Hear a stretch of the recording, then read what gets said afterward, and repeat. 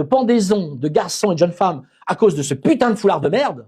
Vous voyez qu'on a fait la guerre 14-18, la guerre de 39-45 pour en arriver là. C'est une bamboula. Je n'en peux plus de cette bamboula. Où que tu sois dans le monde, mon ami, je te passe mon bonjour. Les amis, un grand merci à vous de me retrouver aujourd'hui. On est parti pour quelques vidéos très intéressantes. Uschi Glas, soutien assumé d'Israël. Elle pensait trouver des racines juives en fouillant son arbre généalogique. Elle découvre l'inverse. Un père, membre du parti nazi, et engagé dans la Waffen-SS. Cette femme, elle a voulu absolument démontrer qu'elle était juive. Elle a voulu absolument montrer à Israël, je suis juive. Elle a voulu affirmer au monde entier qu'elle était juive. Elle a fait des recherches. Elle a fait un arbre généalogique. Elle a regardé, elle dit, il faut que je trouve la preuve que je suis vraiment une vraie juive. Je veux le montrer au monde, comme si le dire ne suffisait pas. Eh ben, bam, pas de chance. La claque est violente. La claque est violente, mais elle rappelle une réalité simple. On ne choisit pas la lignée. Par contre, on choisit ce qu'on fait de la vérité. Ce cas résume bien l'hypocrisie de certains discours sur la pureté et l'identité. Ceux qui posent en gardiens d'une mémoire peuvent avoir dans leur propre histoire ce qu'ils dénoncent chez les autres. De Paris à Marseille, le 15 novembre, les marches pour la Palestine arriveront à Paris le 29 novembre, journée internationale de la solidarité avec le peuple palestinien. Presque 2 semaines de marche pour porter 4 demandes simples. Autodétermination, fin de l'occupation et de la colonisation, sanctions contre Israël et un cessez-le-feu, un vrai cessez-le-feu, un réel cessez-le-feu définitif. La nouvelle fonction de localisation sur X, l'ancien Twitter, révèle que des comptes furieusement pro-israéliens, pro-Trump ou pro-RN sont en réalité gérés depuis l'Afrique ou l'Asie. Exemple, le compte Henri de Turenne, très actif dans le sphère pro-RN et pro-Zemmour, apparaît au Sénégal, avant de disparaître soudainement. On découvre ce que tout le monde soupçonnait déjà. Une partie de la base en ligne est fabriquée. Derrière l'illusion d'une opinion française de masse, il y a des fermes de comptes, des opérations coordonnées, des influenceurs offshore. La haine est sous-traitée et exportée, mais vendue comme une voix du peuple.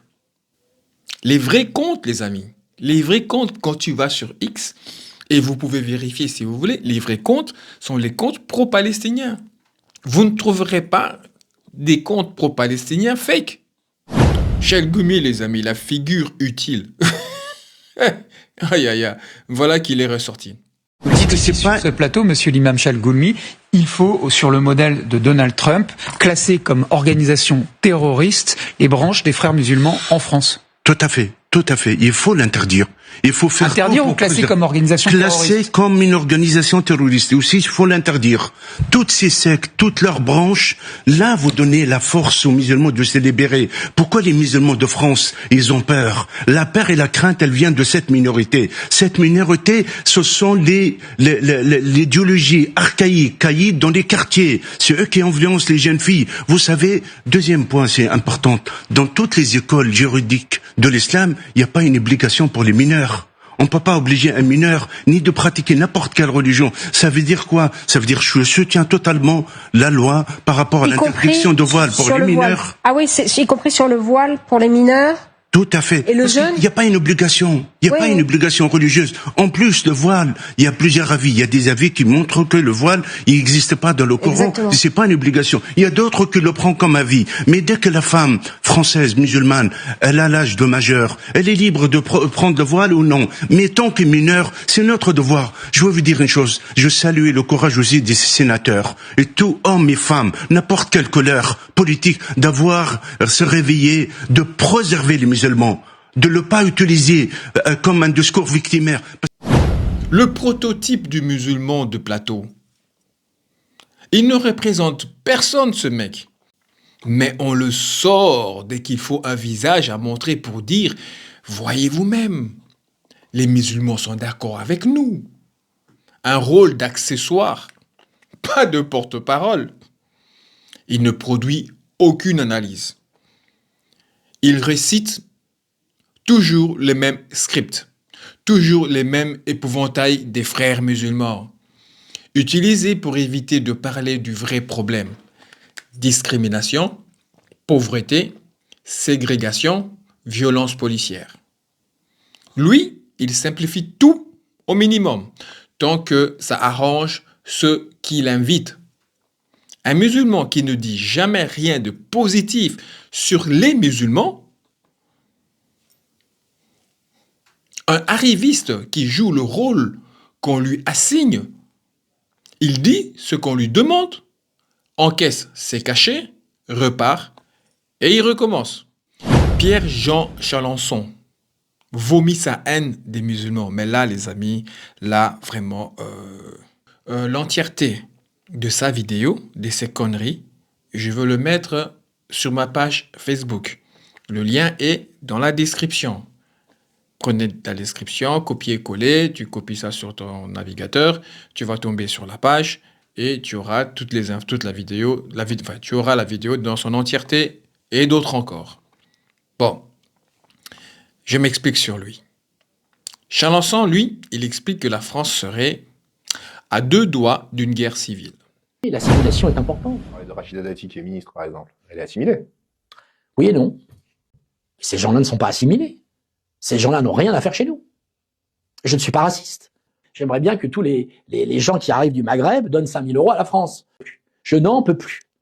Les gens, toutes ces bonnes femmes avec des foulards, je n'en peux plus, je ne les supporte plus. C'est plus fort que moi. Si ça continue comme ça, je vais rentrer dedans le tas. De pendaisons de garçons et de jeunes femmes à cause de ce putain de foulard de merde, Qu'est-ce qui vous dérange concrètement là-dedans? tout. Je ne les supporte plus. Je ne les supporte plus. Je ne les supporte plus, je ne les supporte plus. Vous avez croyez qu'on a fait la guerre 14-18, la guerre de 39-45 pour en arriver là? C'est une bamboula. Je n'en peux plus de cette bamboula. Dans tous ces pays-là, on les appelle les French arabiques. Mais ils sont pas français, ils sont arabiques. Pourquoi? Parce que vous avez l'impression que la culture musulmane, enfin la religion musulmane et la culture qui va avec, est une menace pour les valeurs françaises? Oh bah, c'est plus qu'une menace, c'est Ebola. Bah, bien sûr, on n'a rien à faire avec ces gens-là. Ça n'a rien à faire. La Palestine, mais on s'en branle de la Palestine, mais je m'en fous comme dans Qatar. Il parle d'Ebola, de Bamboula, de French arabique, qui ne sont pas français, de foulards de merde, désolé pour l'expression, et menace de les rentrer dans le tas. Bon.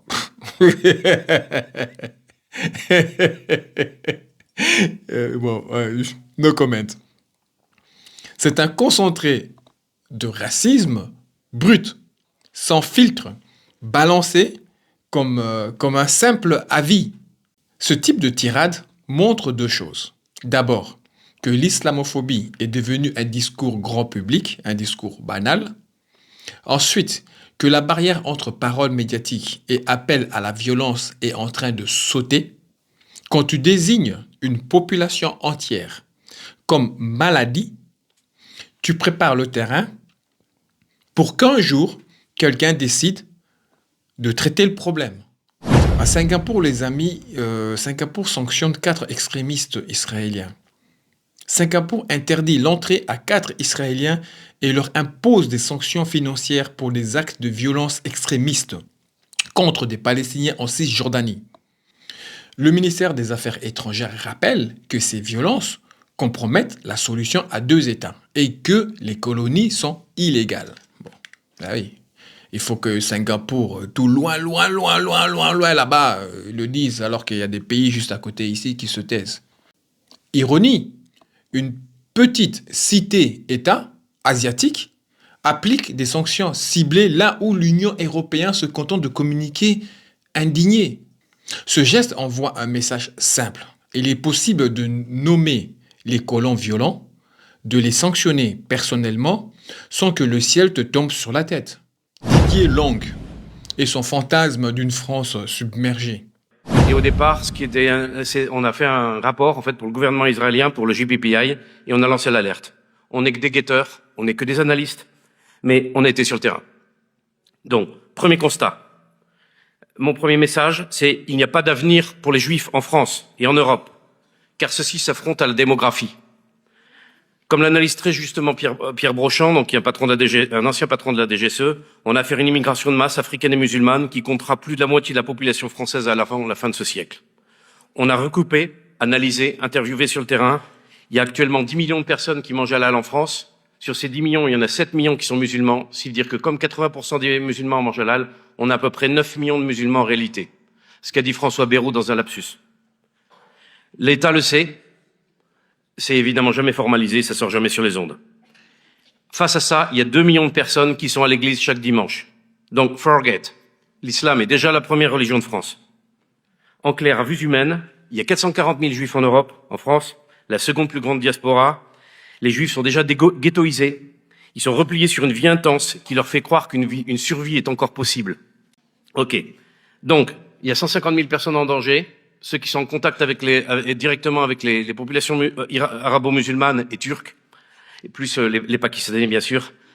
Donc à Sarcelles, 12 000, Créteil, 20 000, Villeurbanne, 10 000 sur les 30 000 lyonnais, à Toulouse, à Marseille, dans des contextes tous divers, mais qui sont déjà encerclés. Chiffres gonflés. Amalgame entre pratiques alimentaires et identité religieuse. Vision démographique apocalyptique. Essentialisation des musulmans comme menace automatique. On racialise la société française en opposant juifs en danger et musulmans envahissants. Comme si 67 millions de personnes se résument à ce face-à-face. C'est un discours de peur calibré pour pousser au départ, pas pour construire du vivre ensemble. À Rennes, un père menace de mort un directeur d'école maternelle parce qu'un enseignant masculin encadre sa fille. Vous savez, ce qui est le plus étonnant, c'est que dans tous les articles que j'ai lus à propos de cette affaire, on ne parle jamais de la religion de la personne qui menace de mort parce que il faut que ce soit une femme qui soit avec les filles et un homme avec les hommes. Pourtant, tout le monde sait, tout le monde a très bien compris, même si dans les articles, ils n'expliquent pas que c'est l'islam, c'est absolument, bien sûr, une famille musulmane, parce qu'il n'y a aucun doute sur la question. On a vu ça arriver plein de fois. Alors moi, j'ai pas l'info. Je ne sais pas si... Non, mais attendez, je vais vous dire, moi, je n'ai pas dit ça non plus, parce que moi, je n'ai pas l'info. Exactement. Donc, je ne sais pas si vous l'avez, et si elle est vérifiée. Et si elle n'est pas vérifiée, on la donne pas. On le sait, tout le monde sait. On sait, non, on sait pas. Les profs. Qui assassine des profs aujourd'hui en France? Ce sont des islamistes radicaux. D'accord. Qui demande la séparation entre les hommes et les femmes? Ce sont les islamistes radicaux. Mais juste ne donnons des infos que quand on est sûr des infos. Qui dans les hôpitaux interdit aux femmes d'être auscultées par des médecins hommes? C'est toujours l'islamisme radical. Donc oui, bien sûr, les articles n'ont même pas besoin d'écrire qui sont ceux qui menacent ces profs de mort, parce que tout le monde sait. Il n'y a pas besoin de plus de détails. D'accord. Donc moi, je vous le redis malgré tout, on est une chaîne d'information, de donner des infos que quand on est sûr des infos, que quand elles ont été vérifiées. Donc vous donnez cette info, c'est votre info, qui n'en est même pas une, si j'ai bien compris. Non, c'est pas une info. D'accord. Voilà. Donc oui, mais tout le monde sait. Excusez-moi, tout le monde sait, c'est pas du journalisme. Non, excusez-moi. Vous êtes journaliste ou vous êtes plombier?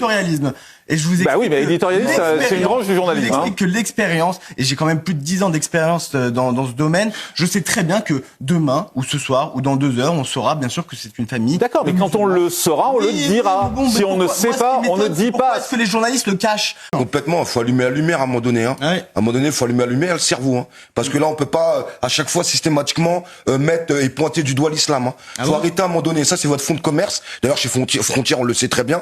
Alors, comme disait Monsieur Morandini, vous êtes un journaliste. Vous devez pas désinformer, mais informer. C'est très important. Je sais que Moi, je vous dis juste simplement. Sans aucune info vérifiée, ils affirment que c'est forcément une famille musulmane. Ben oui, que tout le monde le sait. Et que les journalistes cacheraient la religion du père. On glisse d'un fait grave, la menace de mort, à un procès global de l'islam. On mélange cas d'agression sexe-bib réel dans les écoles et fantasmes religieux. On transforme une peur parentale en preuve d'islamisation radicale. C'est des tarés. C'est des tarés. C'est vraiment la mécanique habituelle. Un drame isolé devient un carburant pour pointer la même communauté encore et encore. Quand tu as même Morandini, que je crois qu'on est beaucoup ici à ne pas apprécier des masses, on sait tous pourquoi. Quand même lui, il essaie de te calmer en te disant « Mais oh, mais on n'a pas d'infos, on ne sait pas ». L'autre insiste et persiste. Un truc de dingue. C'est un truc de dingue. Les musulmans, vraiment, je vous plains. C'est un truc de dingue. Comment peut-on avoir une haine aussi viscérale? L'Union européenne, les amis, l'Union européenne envisage de former jusqu'à 3000 policiers dans la bande de Gaza pour stabiliser le territoire avec une force de police indépendante du Hamas. Sur le papier, ça ressemble à du renforcement institutionnel. Dans la pratique, ça ressemble surtout à la mise en place d'une police locale formatée par l'Occident pour gérer une population sous blocus. Voilà les amis, j'espère que vous avez apprécié ces vidéos autant que j'ai pris plaisir à la faire pour vous les amis. La vidéo est maintenant terminée, mais la discussion continue dans les commentaires évidemment. Laissez-moi des schtroumpfs bleus, continuez de vous abonner, mettez des commentaires, partage la vidéo si tu l'as appréciée et si tu veux voir d'autres vidéos, tracasse pas, je reviens d'ici quelques jours. En attendant, je vous dis à tous, paix sur vous.